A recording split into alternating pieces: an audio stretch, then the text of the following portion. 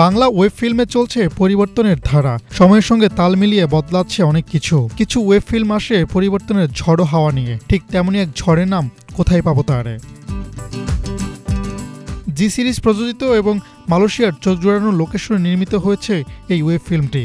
Budget থেকে শুরু করে অভিনয়, গল্প, ব্যাকগ্রাউন্ড মিউজিক প্রতিটি ক্ষেত্রে যেন এই কাজটা ভেঙে দিয়েছে পুরনো ফর্মুলার গণ্ডিকে। আরোহী মিম অনেক ভালো অ্যাক্টিং করে, আর নির্জন তো আসলে বলার কিছু রাখে না। সে কাজের প্রতি অনেক ডেডিকেটেড, সো অনেক সুন্দরভাবে সে কাজ করে। সে পার্সোনালি অনেক ভালো, কাজটার প্রতি সেও খুব পরিশ্রম করছে। কাজটাতে স্পেশালি একটু বেশি টাইম দিছে, হ্যাঁ। সো আমাকে অনেক সাপোর্ট করছে সবাই। কাজটা অনেক সুন্দর হয়েছে আর কি।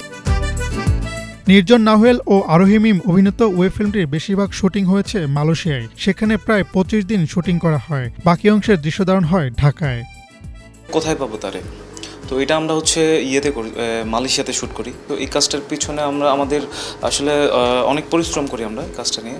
তো সব থেকে বেশি যেই পরিশ্রমটা আমরা টাইম দিই সেটা হচ্ছে বিজিএম, ব্যাকগ্রাউন্ড মিউজিকে। কাজটা আসলে কতটা পরিশ্রম করছি কাজটাতে, তো সেটা আসলে যখন দেখবেন তখন আসলে বুঝতে পারবেন, না দেখলে আসলে বুঝে যাবেন আর কি।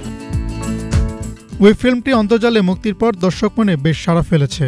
বাংলাদেশের এই ওয়েব ফিল্মটিকে কেউ কেউ তুলনা করছেন ভারতীয় দক্ষিণী সিনেমার সঙ্গেও। গল্প থেকে শুরু করে গান থেকে শুরু করে এত সুন্দর একটা গান, যে সব কিছু মিলে একটা ক্লিন প্রোডাকশন। আমার মনে হয় যে ও আরও অনেকগুলো প্রজেক্টে কাজ করতেছে, নতুন নতুন প্রোডাকশানে ও ভালো করবে। ও এক সময় বাংলাদেশের সেরা হয়তো ডিরেক্টরদের একজন হতে পারে। এটাই হলো যে ওকে দিতে, এই জন্য সাব্বিরকে আমরা সিলেকশন করি এবং পছন্দও করি।